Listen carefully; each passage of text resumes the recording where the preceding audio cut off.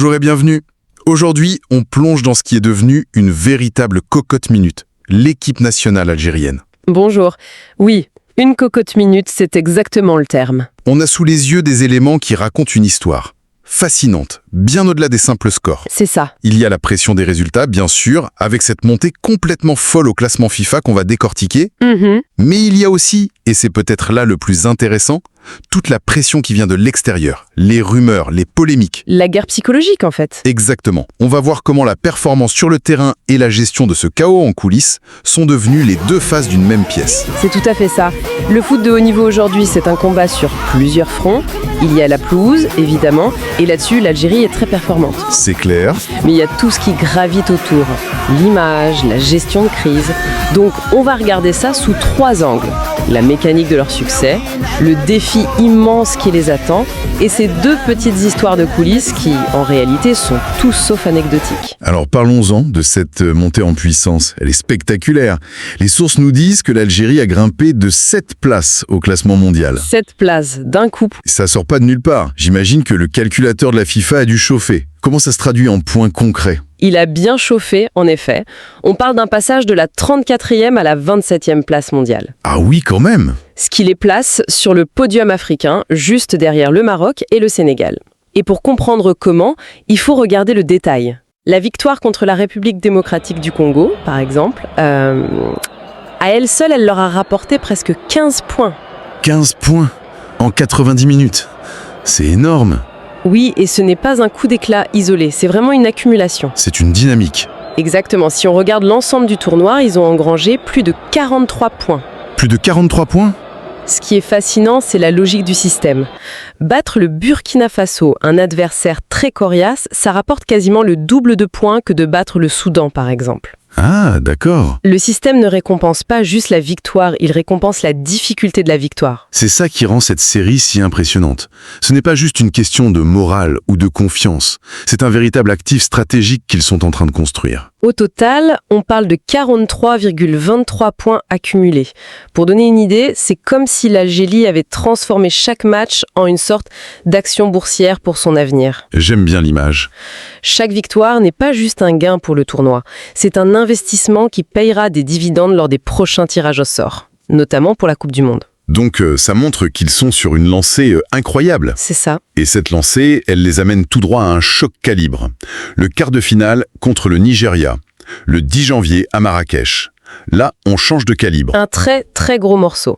Le Nigeria est 38e mondial. C'est une équipe respectée, très physique, très talentueuse. Et c'est là que la logique des points FIFA revient en force. Battre une équipe aussi bien classée, ça rapporte gros, très gros. Ah, donc ce n'est pas juste un match pour une place en demi-finale. Non, pas du tout. C'est un match qui pourrait redéfinir leur statut pour les 2 prochaines années. Le poids de ce match vient de doubler en fait. C'est tout le génie ou la perversité du système. Il vous incite à chercher les gros défis, car la récompense est bien plus grande. Une victoire contre le Nigeria, c'est une porte ouverte sur les demi, mais c'est aussi un message envoyé au reste du monde et une consolidation de leur place dans le top 30. Ce qui a des conséquences très concrètes pour la suite. Exactement. Chaque match est une brique dans la construction du futur. Une vraie partie d'échecs à long terme. Mais avant même la bataille sur le terrain, il y en a eu une en coulisses. Le camp nigérien a été secoué par une rumeur assez violente concernant leur star, Victor Osimhen. Ah, on y est ? On entre dans l'autre aspect de la pression dont on parlait. On y est en plein. Et c'est un cas d'école de guerre de l'information.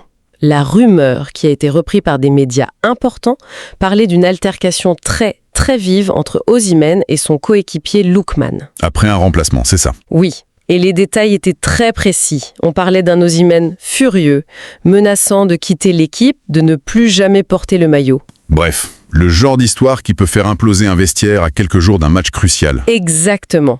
Ça sentait l'opération de déstabilisation à plein nez. C'est la question que ça soulève immédiatement. Un faux ou un tox. Dans cet environnement sous haute tension, comment faire la part des choses ? Et alors ? En l'occurrence, il s'est avéré que c'était faux. Nos sources confirment, via un journaliste nigérien sur place, qu'Osimhen s'entraînait normalement, sans aucun signe de crise. Et la fédération nigérienne a dû sortir les rames pour éteindre l'incendie, j'imagine. Très vite, le directeur de l'équipe a fait une déclaration publique. Et là, les mots sont importants. Qu'est-ce qu'il a dit ? Il a parlé d'une crise entre 2 frères, facilement résolue quelques heures plus tard. La formule classique. Voilà, il a assuré que tout était rentré dans l'ordre et qu'Osimhen serait bien là contre l'Algérie. Ça, c'est la version pour la presse, évidemment. Une crise entre frères, c'est une jolie formule pour dire on a évité une catastrophe de justesse. Bien sûr. On peut imaginer que même si c'est résolu en surface, la tension doit être palpable. Ce n'est jamais anodin. Jamais. Mais l'objectif de cette communication est double. D'abord, rassurer les supporters nigériens. Ensuite, et surtout, ne donner aucun avantage psychologique à l'adversaire. C'est une manière de dire à l'Algérie. N'y comptez pas, nous sommes unis et prêts au combat. C'est une reprise de contrôle total du récit médiatique. Un récit médiatique qui a aussi rattrapé l'Algérie, mais d'une manière complètement différente. Pas une rumeur externe, mais un geste interne. Celui de Mohamed Amin Amoura. Oui. Ça a créé une vraie polémique après la victoire contre la RD Congo. C'est l'autre facette de la pression. La pression de l'instant, de l'euphorie. Après un match très disputé, dans l'adrénaline de la victoire, Amoura célèbre en imitant un supporter congolais. Sauf que ce supporter n'est pas n'importe qui. Pas du tout. C'est une icône, un véritable symbole au Congo. Les sources le décrivent comme un symbole de la lutte. Célèbre pour rester debout, stoïque, pendant l'intégralité des matchs. Toucher à ce personnage, même par une imitation qu'on pense innocente, c'est toucher à un symbole national. Et c'est précisément ce qui s'est passé. Son geste a été perçu comme une moquerie, un manque de respect. La réaction sur les réseaux sociaux a été immédiate et virulente. Et ce qui était une simple célébration est devenu un micro-incident diplomatique. Exactement. Et Amoura a dû gérer la crise lui-même en publiant des excuses. Oui, et son message est très intéressant à analyser. Il se défend sur plusieurs points. D'abord, il plaide l'ignorance. Il affirme qu'il ne connaissait pas la portée symbolique de ce supporter. Ensuite, il met ça sur le compte de l'émotion, d'un esprit sportif spontané, sans aucune mauvaise intention. Et enfin, il termine avec la formule consacrée. Le fameux « si mon comportement a été mal interprété, je m'en excuse ». On connaît la chanson, c'est un peu le grand classique des excuses qui n'en sont pas vraiment, non? C'est toute l'ambiguïté de ce genre de communication. Qu'est-ce qui nous dit que c'est sincère ou juste du bon vieux damage control? On ne saura jamais le fond de sa pensée. C'est vrai. Mais ce qui est certain, c'est que la structure de son message est un modèle de gestion de crise moderne.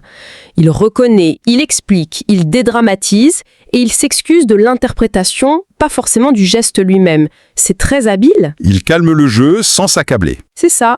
Le but est de désamorcer la polémique le plus vite possible pour que l'attention revienne sur le football. C'est fascinant de voir ces deux cas côte à côte. D'un côté, une fausse information conçue pour déstabiliser un adversaire. De l'autre, un acte spontané, peut-être maladroit, qui crée un problème inattendu. Et dans les deux cas, on voit que la bataille se joue autant sur les réseaux sociaux et dans les médias que sur le terrain. C'est la grande leçon de ces deux épisodes. Le rectangle vert n'est plus la seule arène. Les joueurs sont des personnalités publiques dont chaque action est scrutée, analysée, et peut prendre des proportions énormes. L'affaire Osimhen montre comment une équipe doit se blinder contre les attaques extérieures. L'affaire Amoura montre comment un joueur doit être conscient que même son geste le plus anodin peut avoir un écho culturel et politique qu'il n'avait pas anticipé. Ils ne se représentent pas seulement eux-mêmes. Non, ils portent l'image d'une nation. Pour résumer, on a donc une équipe d'Algérie sur une dynamique exceptionnelle qui a transformé ses victoires en capital stratégique pour son avenir au classement FIFA. C'est ça. Face à elle, un adversaire redoutable, le Nigeria, dans un match qui est bien plus qu'un simple quart de finale. Bien plus. Et tout autour, cette atmosphère électrique où la moindre étincelle, qu'elle vienne d'une rumeur ou d'une célébration, peut mettre le feu aux poudres. C'est la photographie parfaite du moment.